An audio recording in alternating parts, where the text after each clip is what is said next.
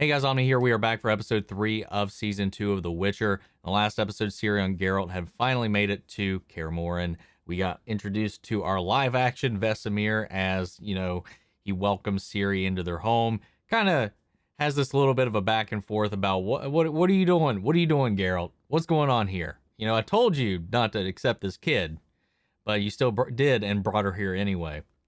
And then you have this nice, pseudo father discussion about how Vesemir's experience with him being the caretaker of the remaining Witchers after the fall of Kaer Morhen kind of compares to Geralt's unprompted or unceremonious adoption of Ciri, and how it compares, how that relates, and how Vesemir is sharing his wisdom on Geralt on how to approach this situation.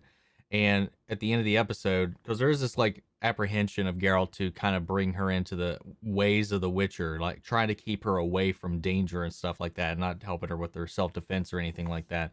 But throughout the episode, as things kind of escalate, and even being in Kaer Morhen is not safe anymore, as one of their own becomes infected after the fight with a Lecher, which shouldn't be possible from the experiences and the expressions that I got from everybody in the episode.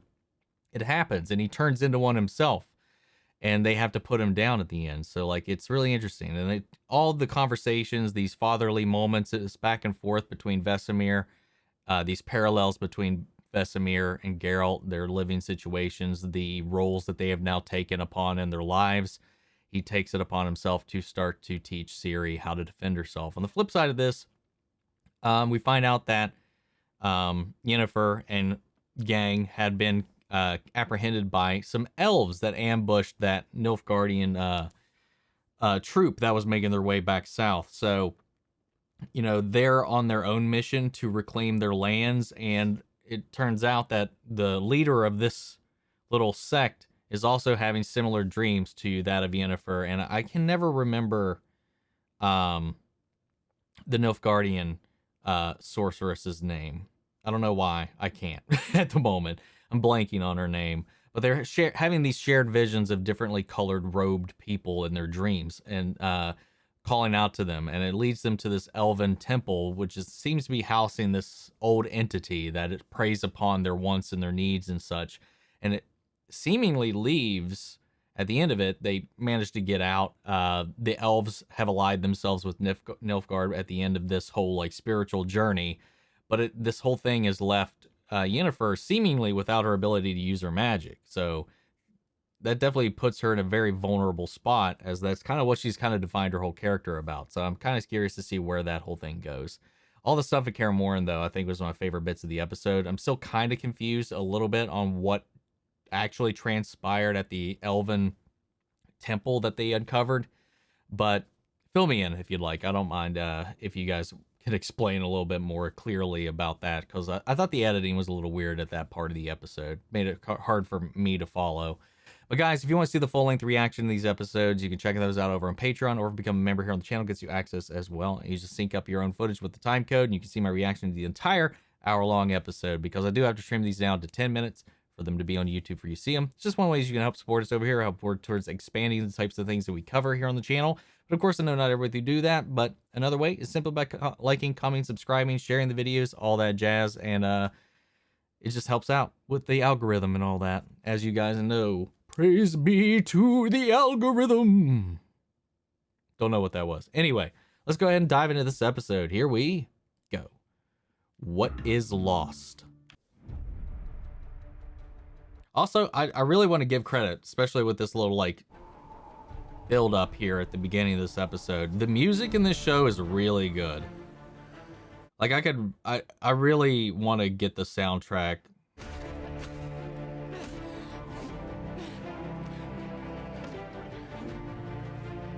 Training montage. You need rest. I love these two. He protected me in Sintra, and he said less than perfect means death. Your stomach's growling loud enough to wake the dead. Hunger makes for good sauce. Also makes for shitty lunches. What the fuck? What's the difference between a witcher And a heap of shit. Eventually, the shit will stop smelling. That joke's old as the conjunction. Well, you told me one then, you comedic fuck. What'd you call a witcher with no brains? Lambert? Get wrecked. He made his choice. Cost us a brother. That wasn't our brother. What? Not by the end of it. How did her coming here cost anything? Had nothing to do with him getting infected in his own fight. Oh, I know what killed him. Leave it alone. Elaborate, sir. I'm finished, mate. We'll be finished when we're counting worms in the ground, not after an hour on the combs. 3 fucking hours. Are they blaming him for not being here, though? Rest in the winter, and to restore, and to have some fun. Not train till our legs give out. Okay, they have similar eyes. Maybe it's just the lighting for somebody else or the contacts that are being used. We won't get any rest. None of us will have any peace until there are no monsters left in the world. Until our life's mission is complete. Which will be never, because what else would we do? Exactly. Fine, 1 more hour. Then you can hang what's left of me on the medallion tree. So I'm guessing what they meant was that had Geralt had been there and not chasing after Ciri and all that stuff, maybe he could have had help, maybe they could have prevented this from happening, etc. We got a lab full of alchemical compounds that can change day to fucking night. I'm not asking you to give up, but it's time to let us go rest. That's horrifying. I really love, I know it's not a set, but the production design for these locations that they've designed, how they bring them to life. If we don't control this, it'll grow. We'll be burying a lot more than 14 mages then. 13. Hey! What was happening in there? It's tumultuous. Artorius can feel his grasp on the leadership slipping, and Stregobor is a fuckhead. Which makes him dangerous. Both valid.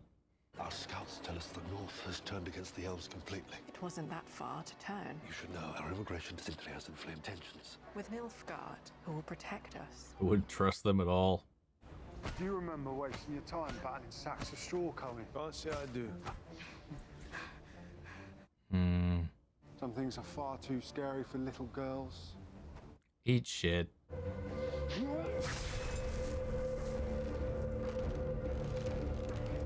That's what metal does to a straw wood figure.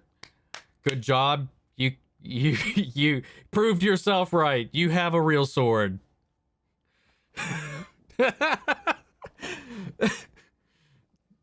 Oh no. She's gonna get herself into something a little above her pay grade at this point. Oh, this looks like is that like an obstacle course? Yeah. Dude, that looks fun. Yes, please.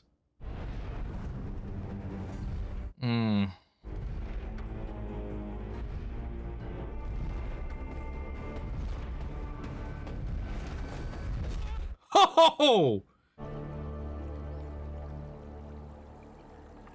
That looked like a skull to me before it rotated around. I feel like the continent's evolving underneath our feet and we didn't see it coming. Maybe another conjunction will come along and change it all again. See, his eyes are a different color. I'm stuck on that, man. I'm sorry. I'll let it go.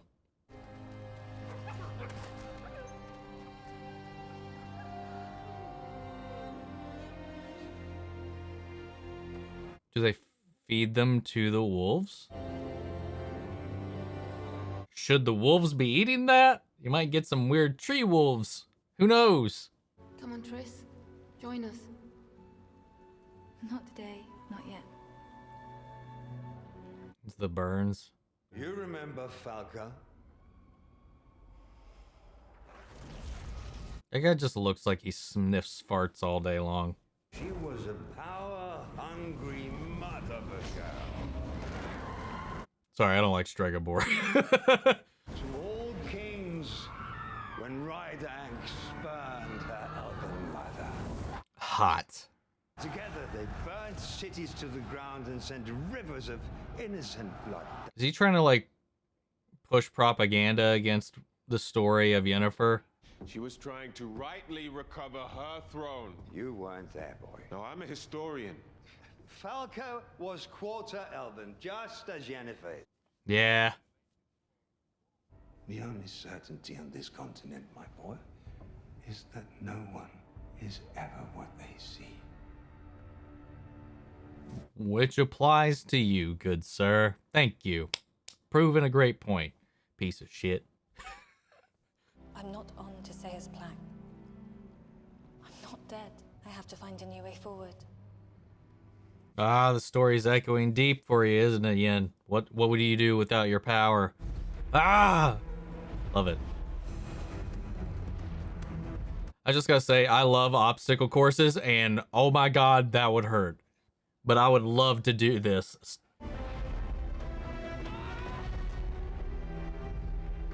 One down. How many more to go? See, this one would be a hard one to figure out. Oh. Oof. Thank goodness, like, there's a lot of snow up here, because then getting knocked off of this so many times would be at least a little more padded. Admit it.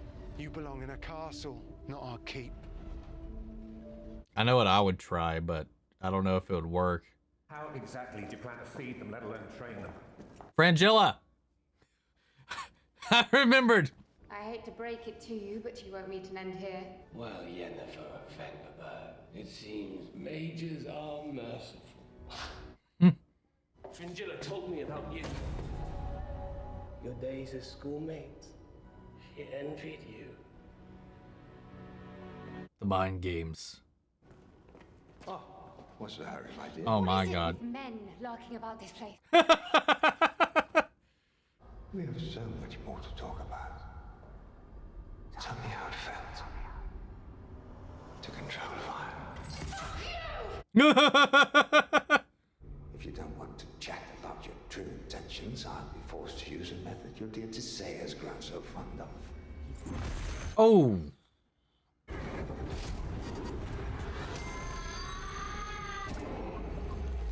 Stop! Oh shit. I thought that was a vision. That was actually happening. You will answer to this. God, I love Tiss. Tisea. Geralt! You need to see this. Oh, please be a good thing. She's conquering. Oh no, she's just getting back on it. Steady your legs and breathe, damn it! You're panting like a dying mammoth. His harshness is working, I guess. See, like, I don't even know, like, how to approach that. My plan would be to get on the top, like, try to jump up onto the top blade and just ride it across. But she made it. No, I guess, okay, I got a more expected outcome for it, I guess. It would just be harder, like what she did.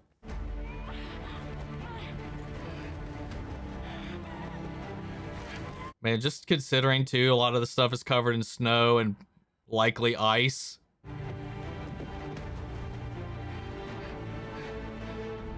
Trial and error, man. It'll get you far.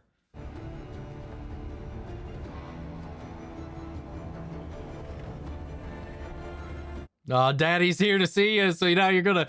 Now you got the spark.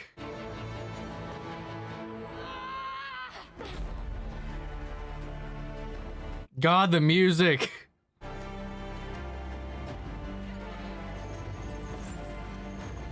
All right, Lambert, I see you. I see you. Oh, does that count? Did that count? I'd say that counts, but who knows? So close. I guess not. You claim to want to defend the Brotherhood, as you so vociferously did. Then you must also be willing to defend it from threats inside these walls. God damn it, man. Fucker's good with words, I guess, with riling people's insecurities. I've known many who wanted to be great fighters in my time. Do you know where they are now? In cemeteries.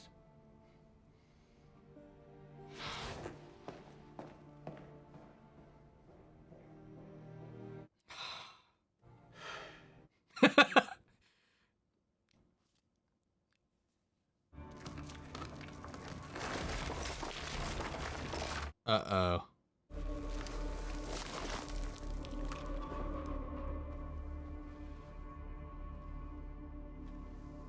Oh, okay. Or did something grab that? Has something taken root in the castle? In the keep? Where are you going? Or is that simply something she hid? I definitely think the roots are a kind of a giveaway.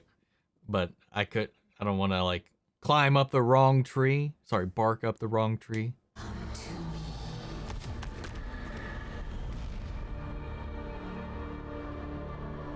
Like I said, I wouldn't trust a hut witch.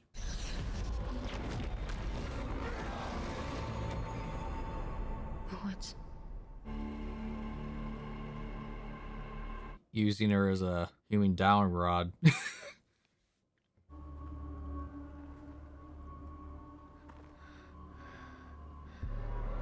Oh.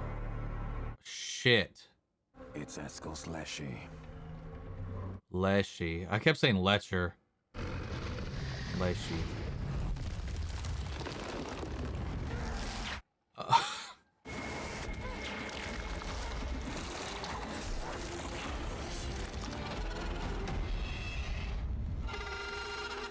Whoa, what the hell?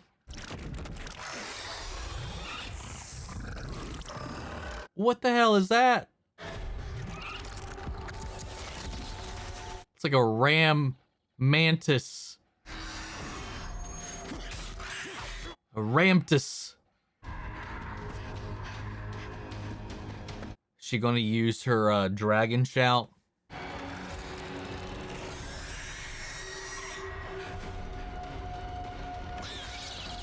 Thing cut her off. Oh, the sound this thing makes.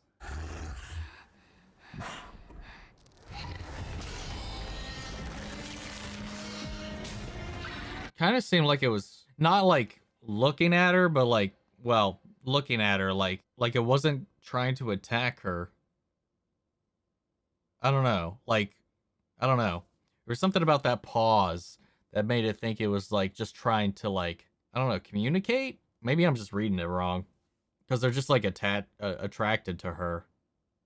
Seems like. That Lacey though, like badass as fuck though.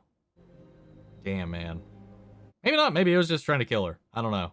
It's just something about the way the camera lingered on its expression there for a second. Gave me pause. In Sodden, we banded together to fight not only for the future of magic, but for the future of the continent. Tragically, our victory came at a great cost. Has the prisoner been glamored into looking like that? But it's Triss, and Yennefer's going to behead Triss.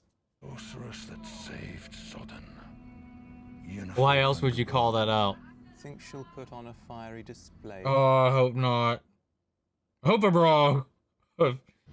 This Nilfgaardian will be put to death. I'm so fucking nervous right now.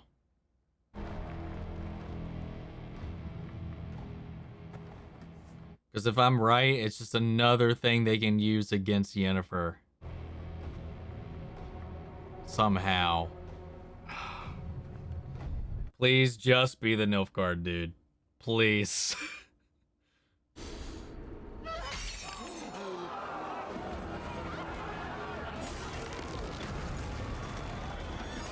What?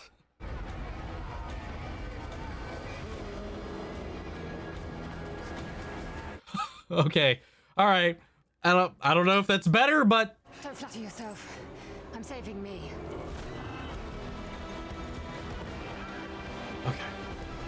my God, am I glad to be wrong.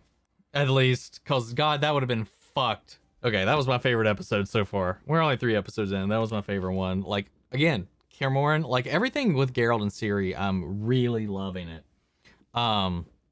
Especially with him learning and adapting to find his footing in this role that he's got, where he's her caretaker. But at the same time, he's trying to prepare her for the world. But with everything that she's experienced, all the feelings she's had welling up, as well as the way that she's being treated here by the other Witchers, like she is being like provoked into wanting more faster. Classic story, classic thing, very Anakin Skywalker-esque. You know, I'm not good enough. I could be doing more. All that stuff. I'm like Zuko. Teach me. You will teach me the advanced set. But Geralt's trying to teach her the basics. He's trying to build her up, and it's just not the pace she's hoping for. The other ones really like to fuck with her, so they were more than willing to just kind of push her through this obstacle course she wasn't ready for.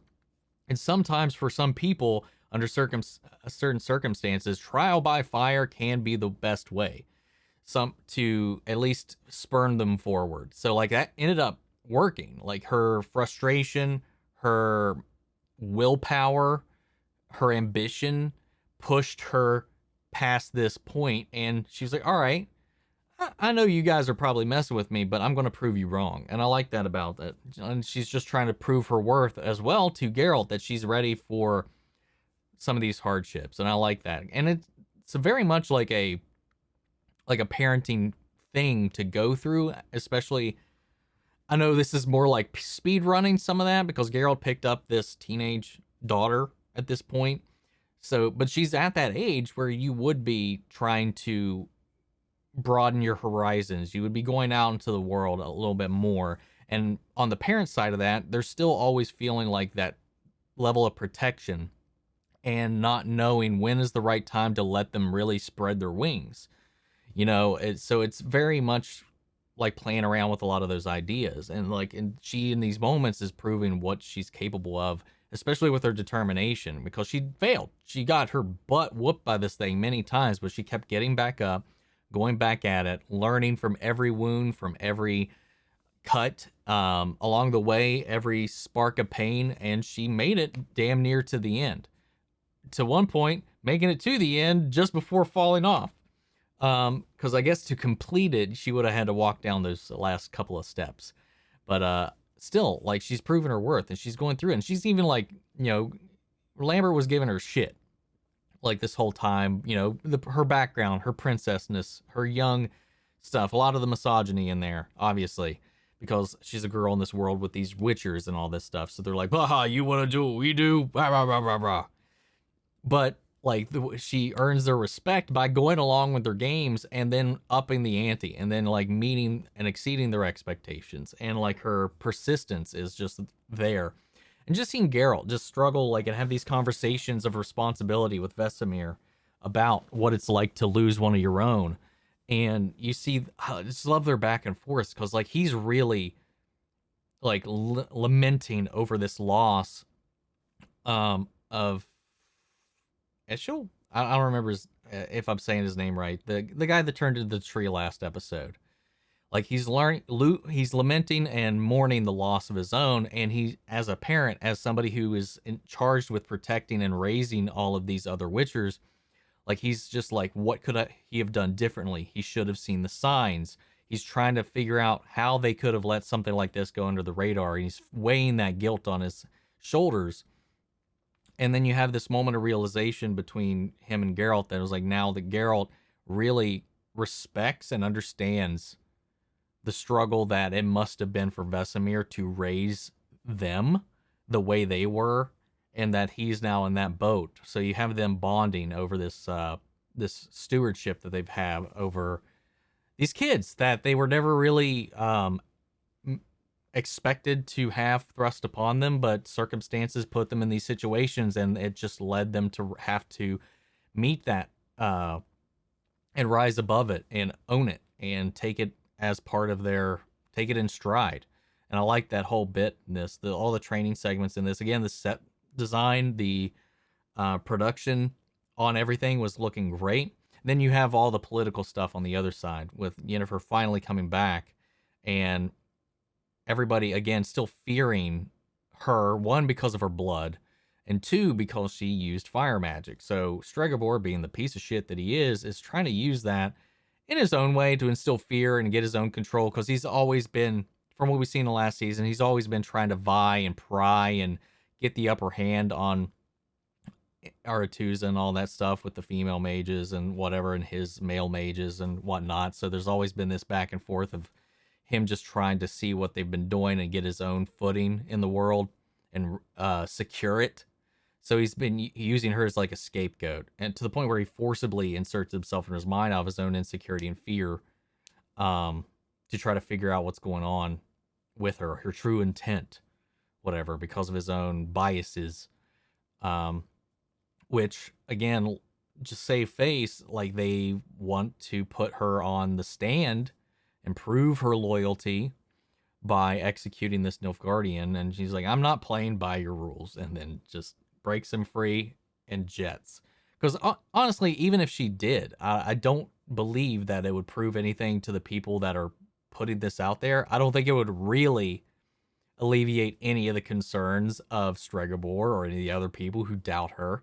I don't think it really would have did anything. It was just a show to control her in the end. That's why there's like a little bit of a smirk and smile on Tasia's face whenever she did do it. But what was that weird mentioning of Triss like not being there? That's what got me worried. I was like, we've seen people shapeshift and stuff before, so I was like, if they somehow use this to yet again frame Yennefer for some misdeed and instill mistrust, one way to have done it would be to set up this execution, have it staged so that she kills one of their own, and then how that would rock and shake everybody's kind of like faith. Did she do this? Did somebody set her up? What was the problem here? But then this just veered off, so I don't know where that's going, what that's about. And yeah, so she's made off with that dude. So we'll see where that goes. I guess she's going to probably go back to Hut Lady and try to see if she can get her magic back through her. Anyway, great episode. Really good episode. The fight at the end with the Leshy and then that Ramptus that came out of nowhere and ripped that thing in half. That thing looked wicked though. The Leshy. It reminded me a lot of if you play Destiny, Savathun, like her design a little bit. Obviously this would have predated that, but it's what it reminded me of, like with the roots taking in and the crown coming off the head and stuff. It was a really nice design. The composition of that scene when you hone in what's calling Ciri out there. It just feels like is she drawn to monsters? Is her power or ability somehow tied to the monsters? Or I don't know. Because like I said, there's something about the way the camera lingered on that ram's head as it had her pinned. Because it didn't seem like it was trying to strike at her. Then again, this could just be a Hollywood thing because I do that a lot. But like it would seem like it was more trying to keep her from running rather than actually hit her. But I don't know. Could be misreading it. We won't know because Geralt just came down and just flayed that thing and decapitated it. So we'll just have to find out and we'll see. Guys, what did you think of this episode? Sound with the comments. Let me know your thoughts down below. We'll carry on the conversation after the video. Feel free to join our Discord. Links to that on my socials down below as well. And if you want to see the full-length reaction to this, is over on Patreon. Or if you become a member here on the channel, get you access as well. And speaking of, I want to shout out our channel legends. Mandy Sherritt, Ryan Karen, Jason Coleman, Philly Vane, Yori Korskov, Margaret Grace, Mary Bradley, Jeffrey Hale, and various abominations. Thank you guys so much for your support. And everybody's been tuning in and supporting this series so far. And I'll see you guys in the next episode. Take care, everybody.